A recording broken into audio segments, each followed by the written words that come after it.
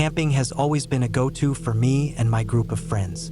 There's something about the quiet of the woods, the crackling of a fire, and the way the stars blanket the sky that makes it feel like you're a million miles away from the world. We usually pick spots that are a little off the beaten path, but that time, for some reason, we found ourselves in Iowa. I wouldn't recommend it. I don't know why we thought it was a good idea. Maybe we were just looking for somewhere new, somewhere quieter. Instead, we got a night I still can't shake. It was late, probably around 2 or 3 in the morning, and the night had settled into that deep, thick silence you only get in the middle of nowhere. The fire had burned down to embers, and most of us had drifted off to sleep. I was half awake in my tent, that weird in-between state where you're not really sleeping but not fully conscious either. That's when I heard it. Blood-curdling screams slicing through the night air. Not the kind that makes you curious, the kind that makes your stomach drop. The kind that tells you something is seriously wrong. I bolted out of my tent, heart pounding, and realized it was coming from the campsite next to us. It wasn't far, maybe 100 yards away, so I ran ahead to see what the hell was going on. The closer I got, the worse it sounded. Not just screaming, but retching, that awful dry heaving when there's nothing left to throw up. I came up on the site and immediately realized something was very, very wrong. There were over 30 people crammed into a campsite that was probably meant for half that number. They were loud, messy, and clearly high out of their minds. I could smell it in the air, that sour chemical scent that clings to everything. Most of them were laughing, some of them arguing. But in the middle of it all was this girl, curled up on the ground, shaking and gasping for air. She was drenched in sweat, pale as a ghost. You didn't need to be a doctor to see she was in bad shape. I ran up and asked if they needed help, if anyone had called an ambulance. I couldn't believe their response. They just shrugged. One of them actually laughed and said she was just having a bad trip, like it was nothing. Then someone else said they didn't even like her and that she was being a nuisance. I stood there for a second, trying to process what I was hearing. They were acting like she was an inconvenience, like she was some drunk friend they were annoyed with at a party. But this girl wasn't drunk. She looked like she was dying. I lost it. I cussed them out, told them they were out of their damn minds, and called 911 right there. I didn't care if they were mad or if they ran. The dispatcher kept asking me questions, but I could barely focus on answering. I kept checking her pulse, kept talking to her even though I knew she couldn't hear me. I just didn't want her to feel alone, even if she was out of it. While I was on the phone, I noticed people starting to scatter. A bunch of them were grabbing their stuff, mumbling about hiding in the woods so they wouldn't get caught. They cared more about saving their own asses than the fact that someone could be dying right in front of them. I wanted to scream at them to stay, to take responsibility, but I couldn't waste time on them. The girl was barely breathing. The cops and EMTs got there fast, faster than I expected. I don't know if it was because I sounded panicked or if they were just close by, but I was grateful. The paramedics went straight to work, checking her vitals, getting her on oxygen. One of them told me I did the right thing, but it didn't feel like it. I kept thinking about how they were going to leave her, how they didn't even care. The cops rounded up the ones they could find. Some of them had tried to hide, but it was pointless. You can't really disappear in the woods when you're that messed up. I gave a statement, told them everything I saw. I didn't hold back. I wasn't trying to protect anyone. They didn't deserve it. I found out later that the girl survived. I don't know her name, and I never saw her again. I don't know if she got help, if she got clean, or if she ended up back with the same people who almost left her to die. I hope she's okay. I think about her sometimes. Wonder if she even remembers that night. It's been over 7 years now, but I still get angry when I think about it. Not because of what happened, stuff like that happens more than we want to admit, but because of how little they cared. They were going to leave her there, like she was nothing, like her life didn't matter. I still go camping. I still love the woods, but Iowa, I'll never camp there again. I've spent a lot of time in the woods, but nothing sticks with me quite like that night out near McLeod, California. We were down in Squaw Valley, a quiet spot not many people seem to know about. It was the kind of place where you could sit for hours and not see a soul. My ex and I had taken the trip to unwind. No cell service, no distractions.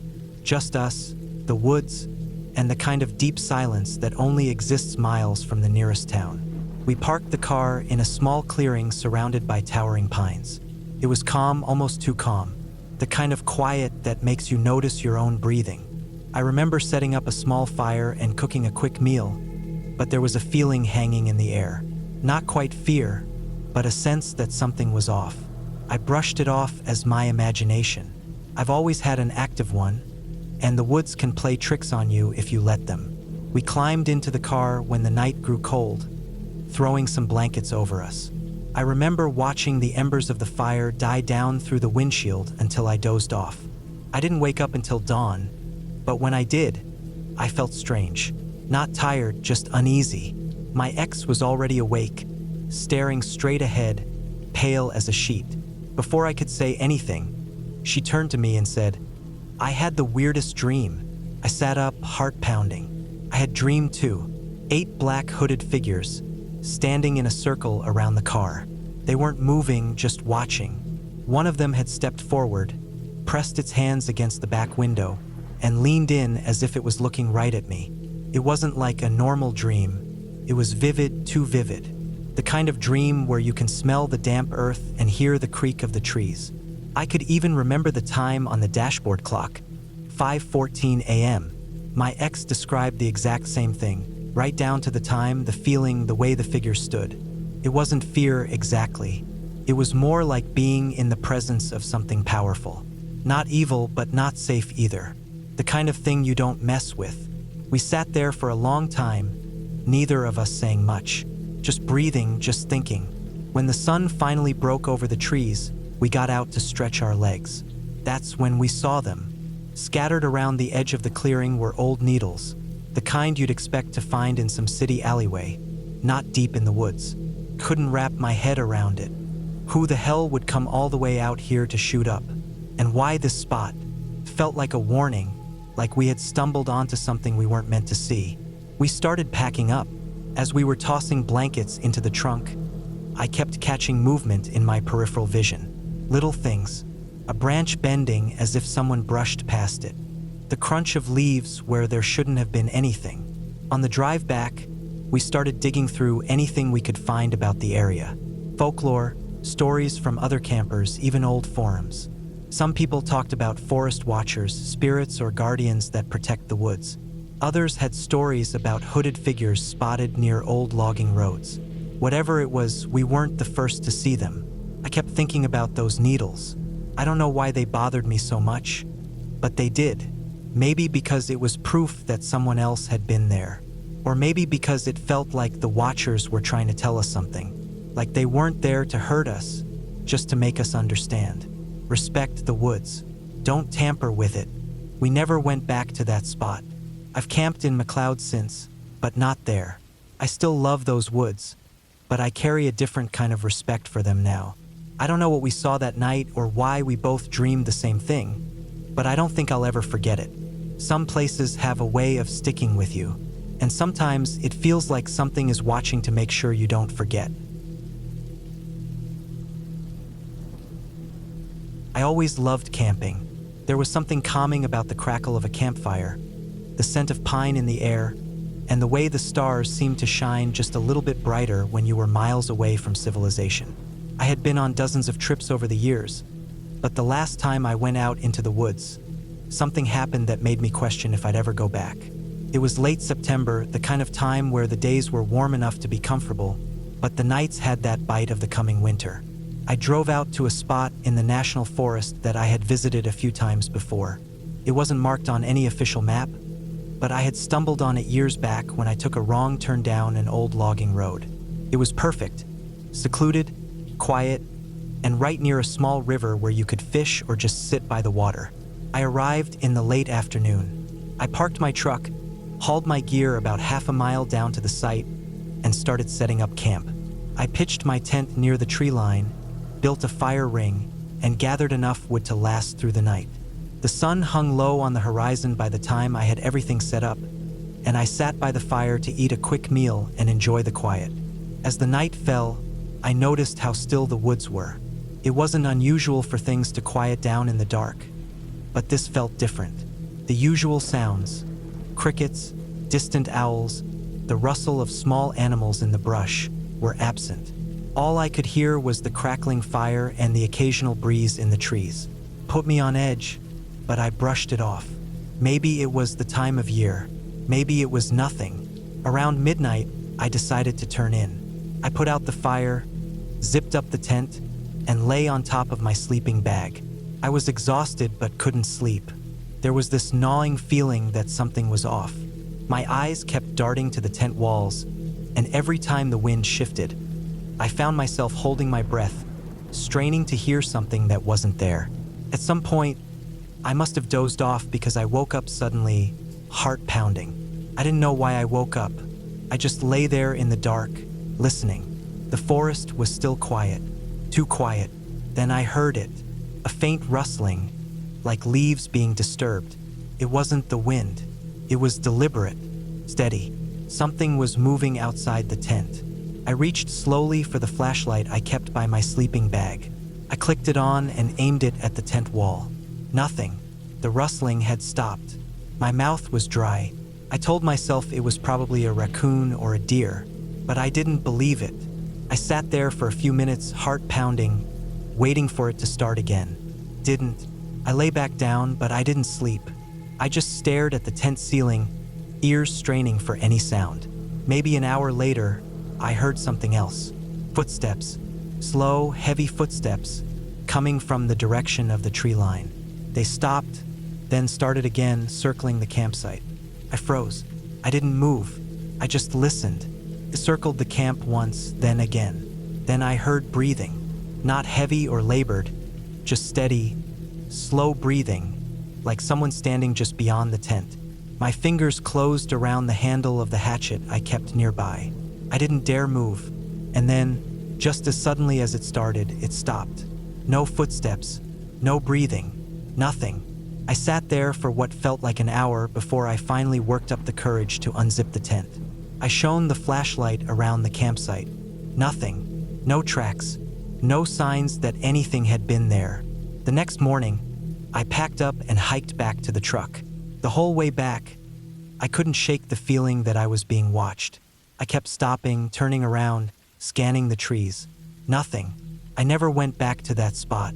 I don't know what was out there that night. Maybe it was a person messing with me. Maybe it was something else. All I know is that I've been camping my whole life, and I've never felt fear like I did that night in the woods. When I was younger, my family used to own a camp in the deep outskirts of Powers, Michigan. It was a hand-built log cabin with no indoor plumbing or electricity, mainly used for hunting, but my dad decided we'd spend our spring break there. The first couple of nights were mostly quiet. The cabin had an upstairs loft where there were 4 or 5 beds scattered along the floor. My sister and dad were snoring loudly, and I couldn't sleep. I was on my iPod Nano, a throwback to 2008, playing games. Just as I felt myself starting to drift off, a loud buzzing sound vibrated the walls. Came from above, sudden and jarring. I looked up at the skylight expecting to see a plane or aircraft passing overhead. Instead, I saw a strange burst of colors. It reminded me of a transformer exploding, that rainbow-like flash that pulses across the sky. It wasn't just a flicker either. It spread across the glass, almost as if it was getting closer. Panic set in. My first instinct was to wake my dad, so I threw a pillow at him. The second I did, the colors disappeared. Just like that, it was gone. In the middle of nowhere, with no electricity and the generator off, I had no way to explain what I'd just seen. I tried to rationalize it as best I could the next morning. Maybe it was some atmospheric phenomenon, or maybe I was just tired and seeing things. I decided to push it to the back of my mind, but that creeping sense of unease stuck with me. The rest of the day was uneventful. My dad and I spent most of the morning chopping wood while my sister sat by the creek with a book. We ate a quick lunch of sandwiches and chips, then went for a walk along the old logging trails that snaked through the woods. The air was still, the kind of quiet where you can hear your own breathing. No birdsong, no wind rustling the trees, just the steady crunch of our boots on the dirt path. As evening set in, I started feeling that same sense of tension. My chest felt tight, and the hairs on my arms stood on end. It wasn't fear exactly, more like I was being watched.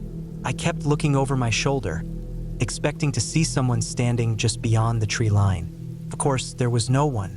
After dinner, we built a fire and sat around it until the stars came out. My dad told stories about when he was a kid, about how he and his brothers used to hike these same woods. It was calming for a while, but as the fire died down, that feeling crept back. The woods felt too dark. The silence felt heavy. When we finally went to bed, I found myself lying awake again. I kept thinking about the colors I'd seen, the way they covered the glass like they were coming closer. I was tired, but every time I closed my eyes, I saw them again. At some point in the night, I woke up to a sound. It was faint but steady, like a soft tapping. I sat up in bed and listened. It was coming from outside. I crept to the window, heart pounding in my chest. I could barely see anything in the dark, just the outline of the trees against the night sky. Then I noticed movement near the edge of the clearing. It wasn't an animal. It moved too smoothly, too deliberately. I strained my eyes, trying to make sense of what I was seeing. It looked like a person, but there was something off about the way they moved. They were low to the ground, almost crawling, but with an unnatural grace. I froze, heart hammering in my chest. I wanted to wake my dad, but I couldn't bring myself to move. I just watched as the figure slowly circled the clearing. It stayed just at the edge of the trees, never coming closer, but it felt like it was watching me. It went on for what felt like hours. I stayed by the window, barely breathing, until the first light of dawn. When the sun finally came up, the figure was gone. I told my dad what I saw. He said it was probably an animal, maybe a deer or a bear, but I could tell he wasn't convinced. We packed up and left that afternoon. We never talked about it again, but I never went back to that cabin. To this day, I can't explain what I saw. It wasn't a ghost, and it wasn't some supernatural force. It was something real, something living, and it was watching me. Growing up, my family owned a small log cabin deep in the outskirts of Powers, Michigan. It wasn't a place you could just stumble across. You had to know where to look. It sat at the end of a long dirt road, surrounded by miles of dense forest. It had no indoor plumbing, no electricity besides a gas-powered generator that we only ran when absolutely necessary. It was mainly used for hunting season. But one year, my dad decided we'd spend our spring break there. No beaches, no warm weather, just woods, cold nights, and the sound of trees creaking in the wind. The first few nights were uneventful. The cabin had an upstairs loft where 4 or 5 beds were scattered around. My sister and dad were loud sleepers, both of them snoring in this rhythmic, wheezing way that made it nearly impossible for me to drift off. I remember lying there on my back with my iPod Nano, the blue glow of the screen the only light in the room. This was 2008, back when those tiny screens were enough to keep you occupied for hours. I played games until my eyes started to feel heavy. That was when I heard it. A loud buzzing sound came from above, like a low electrical hum. It wasn't the kind of buzz you hear from insects or even from overhead power lines. This vibrated the walls. I sat up, heart pounding, and looked around. The room itself was still. My sister and dad were fast asleep, completely unfazed. I followed the sound with my eyes up to the skylight above my bed. When I looked up, I expected to see a plane or some kind of aircraft passing overhead. Instead, I saw an explosion of colors. It wasn't like fireworks or lights from a passing plane. It reminded me of when a transformer explodes, that rainbow-like flash. Except this wasn't a flash. It stayed there, shimmering against the glass. The colors swirled and pulsed, like they were alive, almost pressing down on the skylight like it was coming closer. The glass vibrated so hard I thought it would shatter. Panicked, I grabbed the closest thing to me, a pillow, and chucked it at my dad to wake him up. As soon as the pillow hit him, the colors disappeared. No fade out, no drifting off into the distance.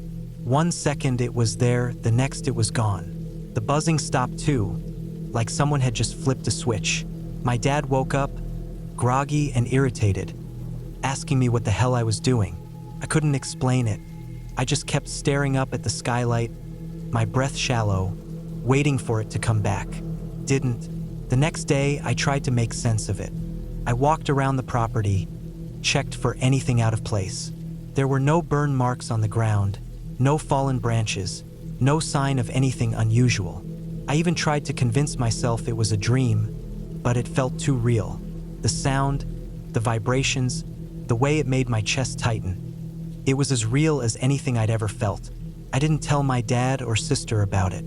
I wasn't in the mood to get laughed at or be told it was my imagination. But that night, when everyone went to bed, I found myself lying awake, eyes glued to the skylight. Every creak in the cabin made my stomach clench. I kept imagining that buzzing sound starting up again, feeling the walls vibrate beneath me. It never came back, but something about that trip felt wrong after that. The woods didn't feel peaceful anymore. They felt heavy. I would walk down the trails and feel like I was being watched. The birds were quieter. The air felt thicker. I didn't feel scared exactly, more like I didn't belong there. A few years later, I went back to the cabin with some friends. We spent the weekend hunting, drinking beers around the fire, the usual stuff. I didn't think about that night much anymore. But on the last night, just as we were heading inside, I heard something. It wasn't the same buzzing sound, but something metallic, like someone hitting a metal pipe with a hammer. Once, then again, slow and steady. The sound echoed through the trees.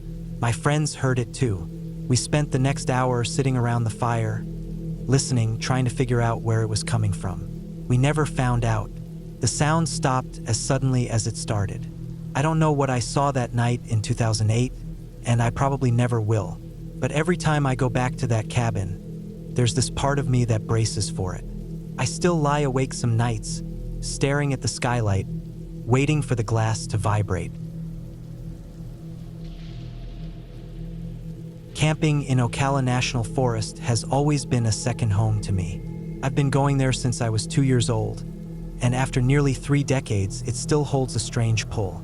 There's something about the place, the thick canopy of trees, the way the air feels heavier under all that green, the sense that the forest itself is watching. I've seen some strange things out there over the years, but there's one night I can't shake no matter how hard I try. That particular trip was just me and a couple of friends. We weren't doing anything fancy, just a basic setup with a couple of tents, some folding chairs, and a cooler packed with enough beer and burgers to last the weekend. We found a clearing a few miles down one of those off-road trails where you barely see another person all day. It was the kind of place where the nearest cell signal was back in town, and once the sun went down, the forest turned into a wall of black. The first night went by without a hitch. We grilled up some food, drank a few beers, and sat around the fire swapping stories until we all crashed out. Sometime around 3 in the morning, I woke up needing to pee. The fire had died down to embers, and the only light was the faint glow of the moon filtering through the trees. I grabbed a flashlight, but I didn't even bother turning it on. I knew these woods well enough to walk by memory. I wandered down a narrow dirt road that led away from the campsite. It was one of those little offshoots where hunters sometimes park their trucks. The night was dead quiet, the kind of quiet that makes you stop and listen. I was about 50 yards from camp when I heard it. A metallic vibrating sound echoed through the trees. It reminded me of the noise you get when you smack a metal pole and let it hum. It wasn't loud, but in the stillness of the woods, it carried. I froze, scanning the trees, my breath clouding faintly in the cool night air. That's when I saw him. About 30 yards off the road, half hidden behind a tree, there was a man. At first, I thought he was just some homeless guy or maybe another camper who'd wandered too far from his sight. But there was something about the way he moved. He was slowly hitting the tree with his hand, not hard, just tapping it rhythmically. And with every hit, he made that metallic humming sound with his mouth. It didn't sound natural. It was mechanical, almost perfect, like a recording. I stood there for what felt like forever, my pulse pounding in my ears. I thought about calling out to him, but something deep in my gut told me not to. Instead, I backed up, slow and careful, trying not to make a sound. As I stepped away, I noticed something else. There were no other noises. No bugs, no night birds, not even the rustle of leaves. The whole forest felt like it was holding its breath. When I got back to camp, I sat by the fire and waited for my heart to slow down. I didn't wake my friends. I wasn't even sure what to tell them.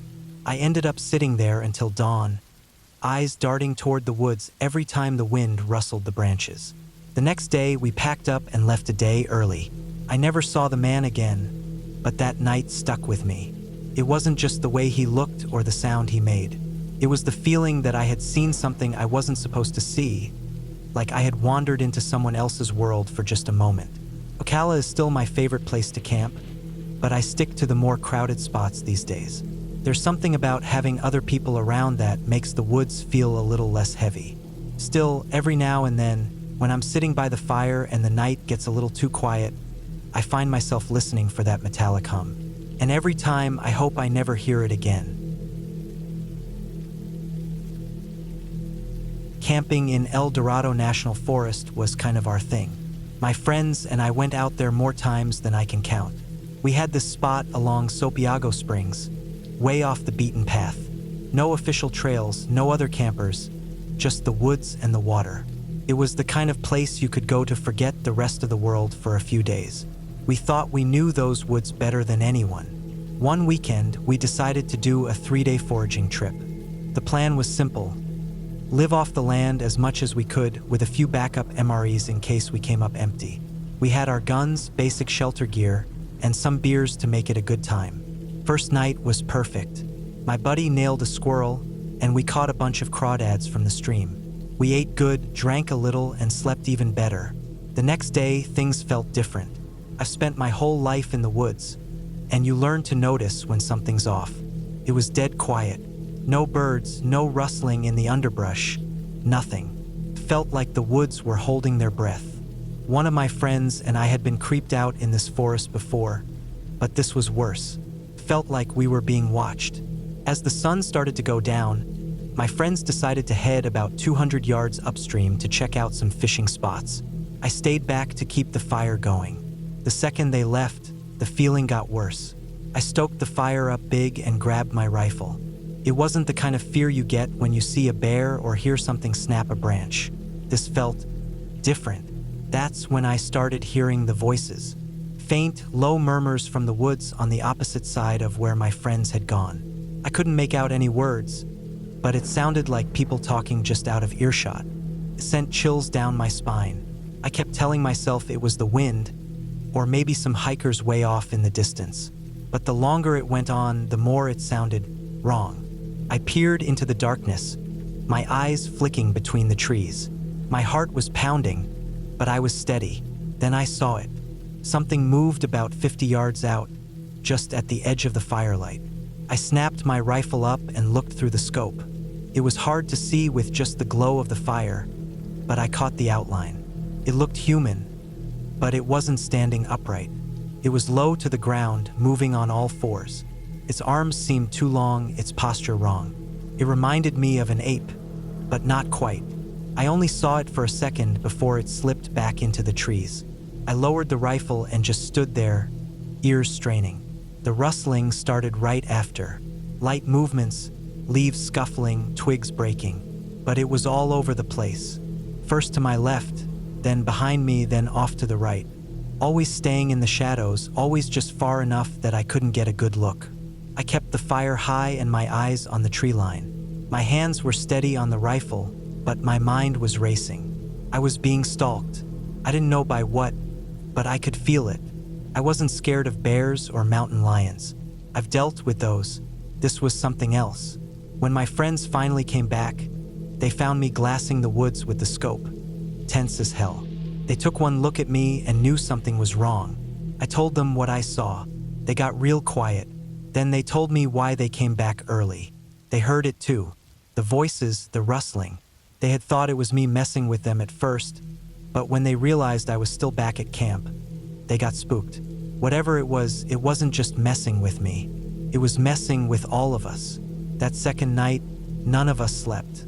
We kept the fire roaring and took turns keeping watch. Every now and then, we'd hear something. Rustling, faint whispers, movement in the dark, always staying just out of sight. It never came closer, but it never left either. By the time the sun came up, we were done. We broke camp in record time and got the hell out of there.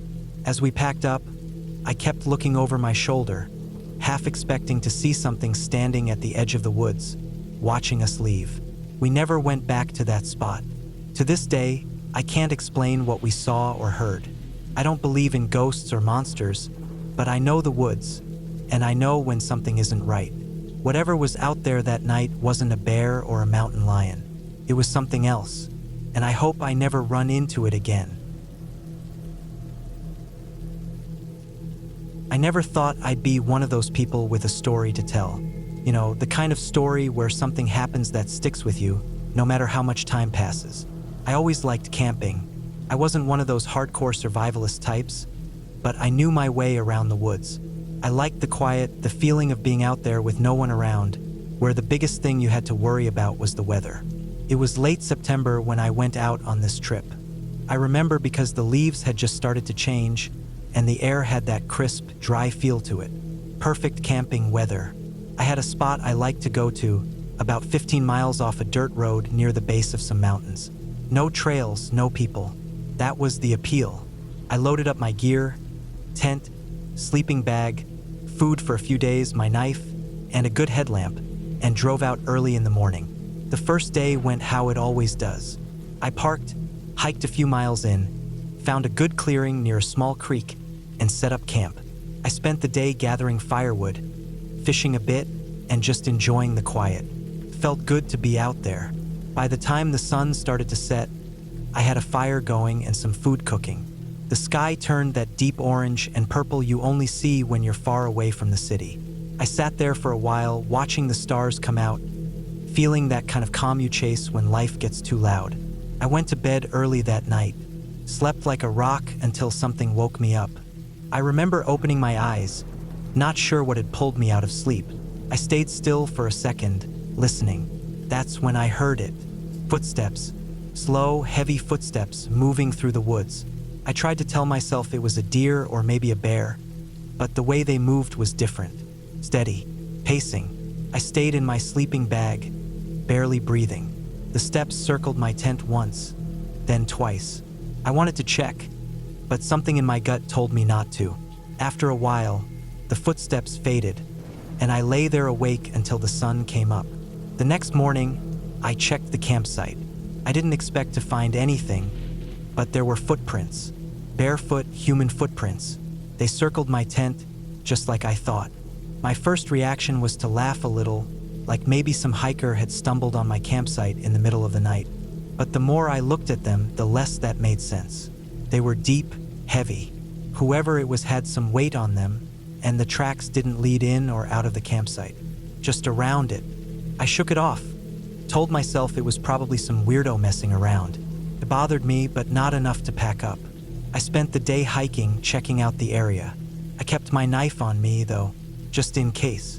That night, it happened again. The same slow, heavy steps, closer this time. I sat up in my tent, holding my knife, my heart pounding.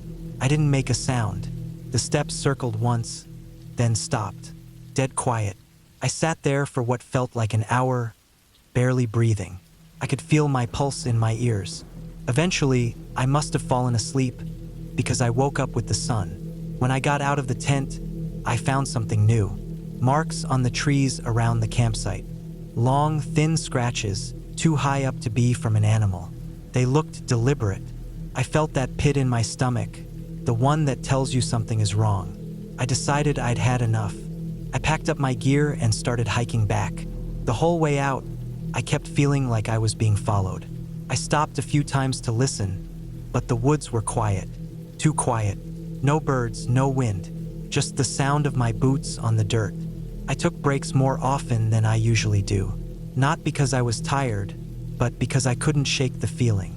I sat on a fallen log at one point, just listening. I thought I heard something move off to my left, but when I stared into the trees, there was nothing, just shadows and branches. Took longer to get back to my truck than it should have. The trail felt longer, like the woods had stretched out somehow. When I finally saw my truck through the trees, I almost ran to it. I tossed my gear in the back and locked the doors as soon as I got in. I sat there for a while, just breathing.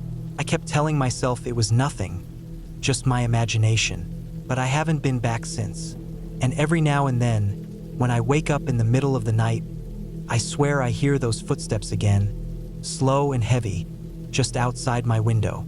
Maybe it was a person, maybe it was nothing, but I can't shake the feeling that whatever it was is still out there. And sometimes, I wonder if it ever really left me at all. I never thought I'd be one of those people with a story to tell. You know, the kind of story where something happens that sticks with you, no matter how much time passes. I always liked camping. I wasn't one of those hardcore survivalist types, but I knew my way around the woods. I liked the quiet, the feeling of being out there with no one around, where the biggest thing you had to worry about was the weather. It was late September when I went out on this trip. I remember because the leaves had just started to change, and the air had that crisp, dry feel to it. Perfect camping weather. I had a spot I liked to go to, about 15 miles off a dirt road near the base of some mountains. No trails, no people. That was the appeal. I loaded up my gear, tent, sleeping bag, food for a few days, my knife, and a good headlamp, and drove out early in the morning. The first day went how it always does. I parked, hiked a few miles in, found a good clearing near a small creek, and set up camp. I spent the day gathering firewood, fishing a bit, and just enjoying the quiet. Felt good to be out there. By the time the sun started to set, I had a fire going and some food cooking. The sky turned that deep orange and purple you only see when you're far away from the city. I sat there for a while, watching the stars come out, feeling that kind of calm you chase when life gets too loud. I went to bed early that night, slept like a rock until something woke me up. I remember opening my eyes, not sure what had pulled me out of sleep. I stayed still for a second, listening. That's when I heard it. Footsteps. Slow, heavy footsteps moving through the woods. I tried to tell myself it was a deer or maybe a bear, but the way they moved was different. Steady, pacing. I stayed in my sleeping bag, barely breathing. The steps circled my tent once, then twice. I wanted to check, but something in my gut told me not to. After a while, the footsteps faded, and I lay there awake until the sun came up. The next morning, I checked the campsite. I didn't expect to find anything, but there were footprints. Barefoot human footprints. They circled my tent, just like I thought. My first reaction was to laugh a little, like maybe some hiker had stumbled on my campsite in the middle of the night. But the more I looked at them, the less that made sense. They were deep, heavy. Whoever it was had some weight on them, and the tracks didn't lead in or out of the campsite, just around it. I shook it off, told myself it was probably some weirdo messing around. It bothered me, but not enough to pack up. I spent the day hiking, checking out the area. I kept my knife on me, though, just in case. That night, it happened again. The same slow, heavy steps, closer this time. I sat up in my tent, holding my knife, my heart pounding. I didn't make a sound. The steps circled once, then stopped. Dead quiet. I sat there for what felt like an hour, barely breathing. I could feel my pulse in my ears. Eventually, I must have fallen asleep because I woke up with the sun. When I got out of the tent, I found something new. Marks on the trees around the campsite. Long, thin scratches, too high up to be from an animal. They looked deliberate. I felt that pit in my stomach, the one that tells you something is wrong. I decided I'd had enough. I packed up my gear and started hiking back. The whole way out, I kept feeling like I was being followed. I stopped a few times to listen, but the woods were quiet. Too quiet. No birds, no wind.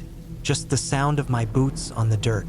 When I got back to my truck, I tossed my gear in the back and locked the doors as soon as I got in. I sat there for a while, just breathing. I kept telling myself it was nothing, just my imagination. But I haven't been back since. And every now and then, when I wake up in the middle of the night, I swear I hear those footsteps again, slow and heavy, just outside my window. I never thought much about the stories you hear out in the woods. People love to talk about strange noises, shadows that move where they shouldn't, or the feeling of being watched. I always figured it was just a way to keep things interesting, but what happened to me near Flagstaff made me rethink all of that. It was a solo camping trip, something I did every now and then to clear my head. I liked the quiet, the kind you only get when you're far away from everything. I packed the usual stuff: tent, sleeping bag, food for a few days, my knife, and a first aid kit. It was mid-October, so the weather was cool but not cold. Perfect camping weather. I drove out to a spot I knew well, about 20 miles from Flagstaff, deep enough into the woods that you wouldn't run into anyone unless they were trying to find you. I parked my truck, hiked in about 6 miles, and set up camp near a small clearing surrounded by pine trees. The spot was quiet, peaceful, exactly what I wanted. The first day went by without a hitch. I spent most of it gathering wood, exploring a bit, and just enjoying the stillness. I built a small fire that night, cooked some food, and sat there for hours watching the flames dance. It was the kind of night where the sky was so clear you could see every star. Sometime around midnight, I decided to call it a night. I put out the fire, climbed into my tent, and fell asleep pretty quickly. But around 2 a.m., I woke up to this weird sound. It wasn't loud, but it was distinct, like something moving through the woods, slow and heavy. It didn't sound like a deer or anything like that. There was this deliberate weight to it.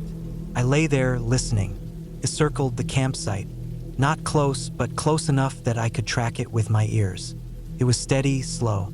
I kept telling myself it was an animal, but the longer I listened, the less I believed that. There was something off about it. The way it stopped and started, the way it lingered just out of sight, felt intentional. I wanted to check, but I also didn't. I just stayed there, heart pounding, trying to convince myself it was nothing. Eventually, the sound faded deeper into the woods. I lay awake for hours after that, listening to nothing but my own breathing. The next morning, I got up and did a quick walk around the campsite. I didn't expect to find anything, but there were tracks. Not animal tracks, barefoot, big, the kind that made my skin crawl. They circled the camp just like I thought. Once, twice, and then they trailed off into the woods. I told myself it was a prank, maybe someone messing with me, but I couldn't shake the feeling. I packed my gear tighter that day, thinking maybe I'd cut the trip short if I felt weird again. But by afternoon, things felt normal. The sun was out, the woods were quiet. I almost convinced myself it was nothing. Almost. That night, it happened again. The sound. Slow, heavy footsteps. This time closer. I sat up in my tent, gripping my knife, my breath shallow. I didn't move. I just listened. The footsteps circled the tent once, then stopped. Just stopped. I didn't hear anything else for a long time. I sat there, heart hammering, until I couldn't stay awake anymore. I must have passed out because the next thing I knew, it was morning. And that's when I saw the marks. They were on my arms and chest.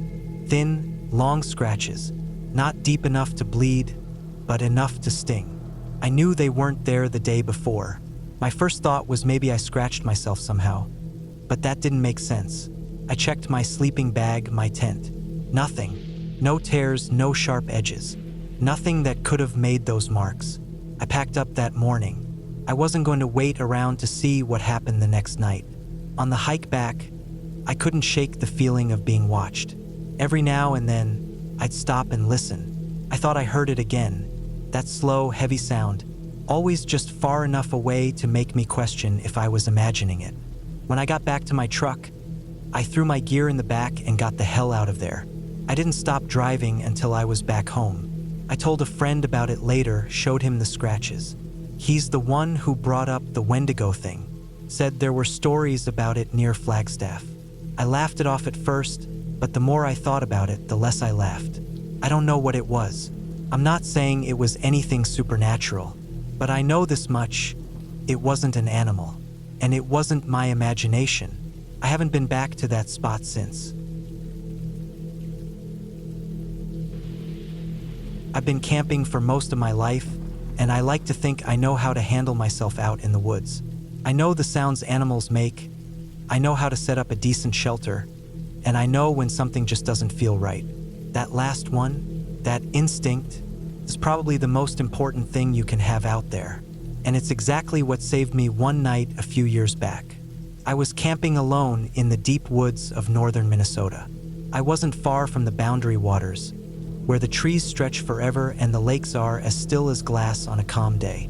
It was late September, and the temperature dropped fast once the sun dipped below the horizon. I had found a nice spot near a small clearing, pitched my tent, and got a fire going before the cold could set in. The first couple of hours were peaceful. I sat by the fire, cooked some dinner, and just let myself unwind. It was one of those nights where you could hear everything: the crackle of the fire, the occasional rustle of leaves, the distant call of a loon echoing off the water. I remember feeling completely at ease. That didn't last. It was around midnight when things started to feel off. The fire had burned down to glowing embers, and I was just about ready to head to my tent when I noticed how quiet it had gotten. The kind of quiet that presses down on you. No insects, no wind, nothing. I shrugged it off at first. Maybe it was just the cold keeping the bugs down. But as I stood up to head to the tent, I heard it. A single sharp snap, not loud but clear, like someone had stepped on a branch. I froze, listening hard. It came from the tree line, about 30 feet from where I had set up camp. I scanned the area with my flashlight, but the beam caught nothing but trees and shadows. I told myself it was probably a deer or some other animal, maybe even a branch falling on its own. I tried to convince myself of that. I crawled into my tent and zipped it up, leaving my boots near the entrance. I was tired enough that I fell asleep pretty quickly, but that didn't last either. Sometime later, I don't know how long, I woke up to a sound I couldn't immediately place. A faint rustling low to the ground. I held my breath and listened. It was close, real close. Slowly, I unzipped the tent just enough to peek out. The fire was completely out by then, just a pile of dark ash. The moonlight was dim, but enough to see shadows shifting at the edge of the clearing. My heart dropped when I realized what I was looking at. There was someone crouched by my boots. At first, I thought it might be another camper, but something about the way they were moving, it wasn't right. Slow, deliberate. They weren't trying to steal my boots. They were just touching them, running their hands over them like they were feeling for something. I could hear their breathing deep and slow. I didn't know what to do. If I made a sound, would they run? Or would they come closer? My heart was pounding so hard I thought they'd hear it. I grabbed my knife from beside my sleeping bag and waited. They stood up suddenly, turning towards my tent. I could see their outline now, tall and thin.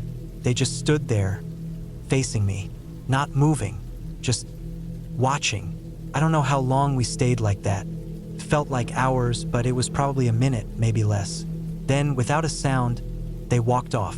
No light, no gear, nothing. Just faded into the woods. I didn't sleep the rest of the night. As soon as the sun came up, I packed my gear and got out of there.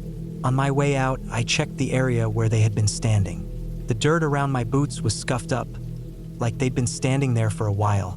But the weirdest part? There were more footprints leading back into the woods. More than one set. I reported it to the park rangers, but they didn't have any answers.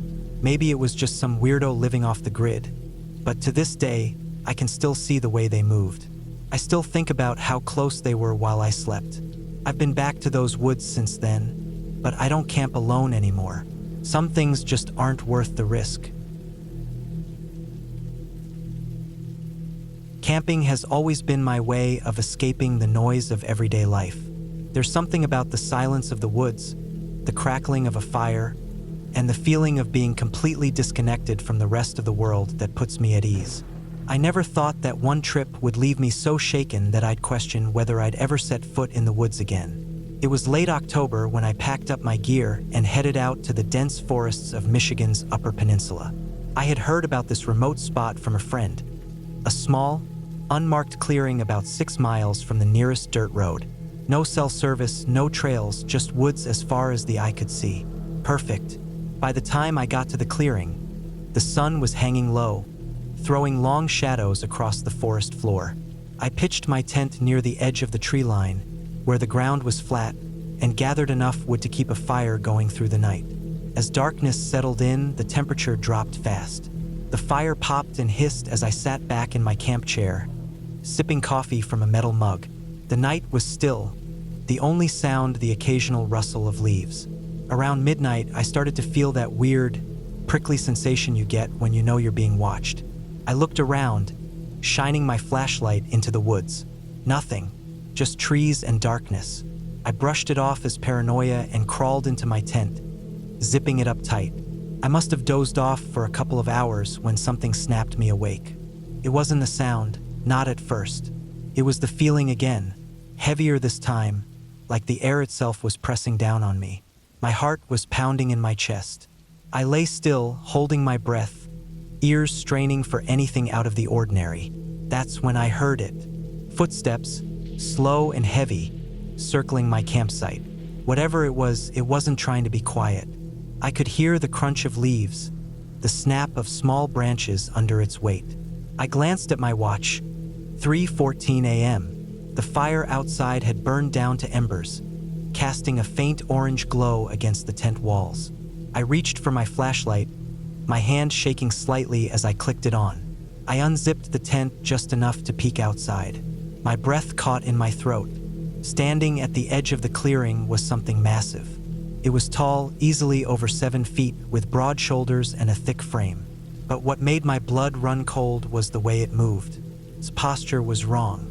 It was upright, standing on 2 legs, but its legs bent in a way that reminded me of a dog. Its fur was dark and matted, blending almost perfectly with the night. I could barely make out its face, but what I saw still haunts me. Its snout was long, like a wolf's, with pointed ears that twitched slightly as it listened. Its eyes reflected the dim firelight, 2 faint, yellowish orbs staring directly at my tent. I froze. My brain screamed at me to do something. Run, hide, anything, but I couldn't move. My breathing was shallow, my heart pounding so hard I was sure it could hear me. Then it took a step forward.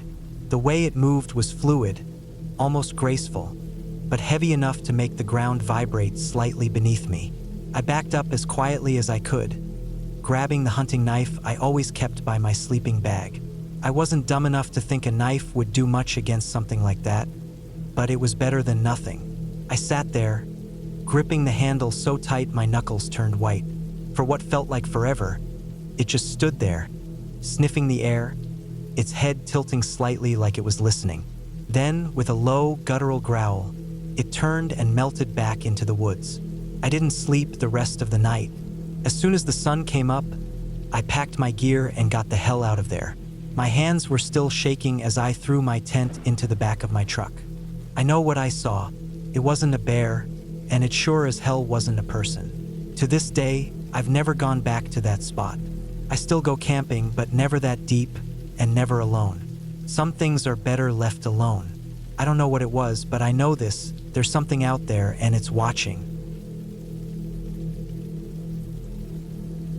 I never thought a dog could scare me like that. Not in the way this one did. I've camped my whole life, spent countless nights under the stars, deep in the woods where you don't hear cars, don't see lights, and the only noise is the crackling of the fire and the rustle of whatever moves in the dark. I thought I was used to it, but that night was different. I was out in a patch of national forest a few miles off a dirt road I barely remembered taking. I liked it that way, remote, quiet. I had the place to myself. It was late October, the air crisp enough to need a jacket, but not cold enough to see my breath. I pitched my tent near a clearing where I could see the stars. A small fire crackled in front of me. The wood smoke drifted up, mixing with the pine. The first time I saw it, I didn't think much of it. Just a dog. Looked like a stray, thin but not starving, shaggy fur matted in places. It stood at the edge of the clearing, just beyond the firelight, watching me. Its eyes reflected the flames, 2 pinpricks of light. I called out to it softly, clicking my tongue, but it didn't move. I shrugged it off. Animals are cautious. I figured it would either come closer or wander off, but it didn't do either. It just stood there, staring. I kept the fire going and tried to ignore it. I made some food, read a little by the light of my headlamp, and eventually crawled into my tent. The fire was down to embers, the woods quiet except for the occasional crack of a branch in the distance. That's when I heard it. Breathing, heavy, slow breaths, not from far away, right outside the tent. I held my breath, listening. My heart was pounding so hard I could feel it in my ears. I reached slowly for my flashlight and clicked it on, shining it toward the side of the tent. 2 eyes reflected back. I scrambled out, flashlight in one hand, my camping knife in the other. The dog was there, barely 5 feet away. It didn't growl. It didn't bark. It just stared. I yelled, waving my arms, but it didn't budge. It wasn't afraid of me. It wasn't aggressive either. It was like I wasn't even a person to it, just something to watch. I grabbed a rock and threw it. It landed a few feet short, and the dog tilted its head slightly, like it was curious. Then it turned and walked slowly back into the trees. I stayed up for hours after that, sitting by the fire, watching the darkness. I told myself it was just a weird stray, maybe someone's pet gone feral. But the way it looked at me, it was wrong. I finally crashed sometime after 3 a.m. I was exhausted, but my sleep was shallow, broken by every crack of a twig. I woke up to the sound of something outside again. Footsteps, slow and heavy. I sat up, my breath catching in my throat. Then I heard a whine, high-pitched, almost mournful. I unzipped the tent quietly and peered out. The fire had died completely, but there was just enough moonlight to see.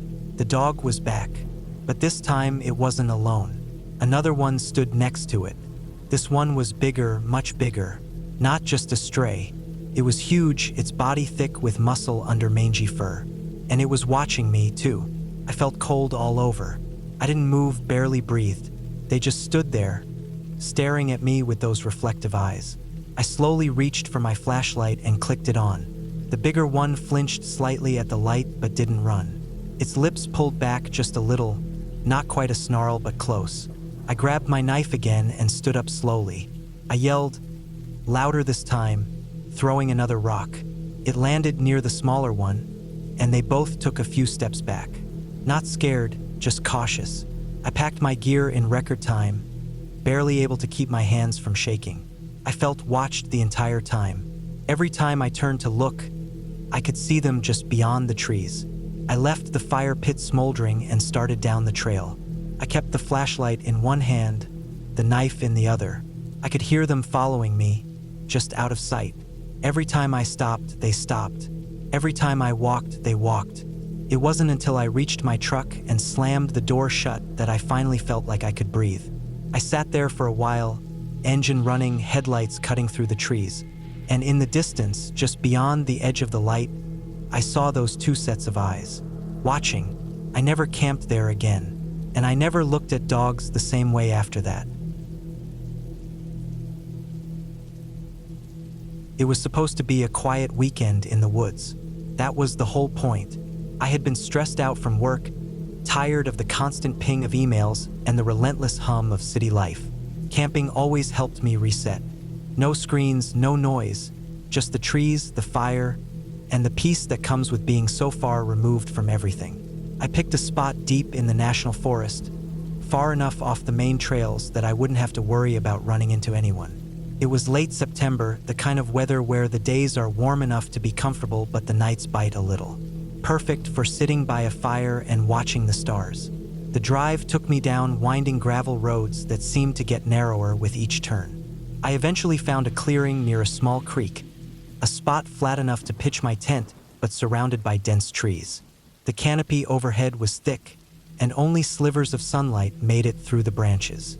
It felt secluded, exactly what I wanted. By the time I got the tent up and a fire going, the sun was dipping low. The woods around me were starting to fade into shades of gray. I sat by the fire, eating dinner and letting the tension of the week melt away. There was nothing unusual about the first night. Just the crackling of the fire and the occasional rustle of leaves as small animals moved through the brush. I went to bed around midnight, feeling calm for the first time in weeks. But something woke me up a few hours later. I couldn't say what it was at first. I opened my eyes in the dark tent, my breath visible in the cold night air. It was dead quiet, the kind of quiet that presses in on you. I listened, trying to pick out the usual nighttime sounds. Crickets, owls, the distant trickle of the creek.